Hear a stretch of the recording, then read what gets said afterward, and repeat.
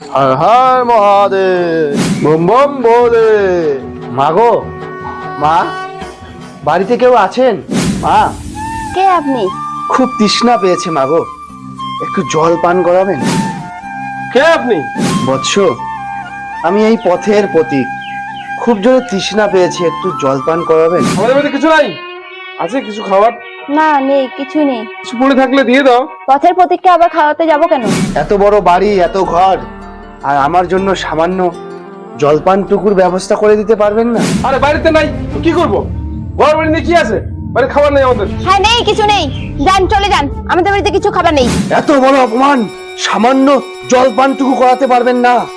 ঠিক আছে, আমি চলে যাচ্ছি, কিন্তু যাওয়ার আগে এই কথা বলে যাচ্ছি, তোমরা যেখানেই হাত দিবে সেখানেই ভস্ম হয়ে বালি হয়ে যাবে, এটা আমি অভিশাপ দিলাম। তোমরা শুনছো? হ্যাঁ, কি হয়েছে? এত চিল্লাচ্ছ কেন?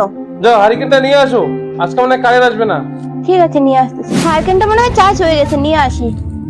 হ্যাঁ, এটা কি হলো? এটা কি হলো? হারকেনটা বালি হয়ে গেল কি করে? এই বর্ষা মা কোথায়? কি বাবা? কই রে, তাড়াতাড়ি বাড়ি আয়। বাবা যাচ্ছি। সারাদিন কিছু খাওয়া নেই, শুধু খেলা খেলা না? চল রে মা, বাড়ি চল। হ্যাঁ, আমাদের বাড়ি হলো। এটা বালি হয়ে গেল। চল চল, সাধু বাবার কাছে যাই। চলো চলো। কোথায় সাধু বাবা? সাধু বাবা কোথায় গেছে? সাধু বাবা কোথায় গেল? সেই সাধু বাবাটা আমরা খুঁজে এখানেই পাচ্ছি তো না। ছিল।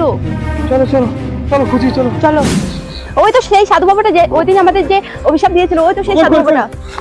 এই দুষ্ট ব্যক্তিরা, আমি তোদের কোনোদিনও মাফ করে দেব না।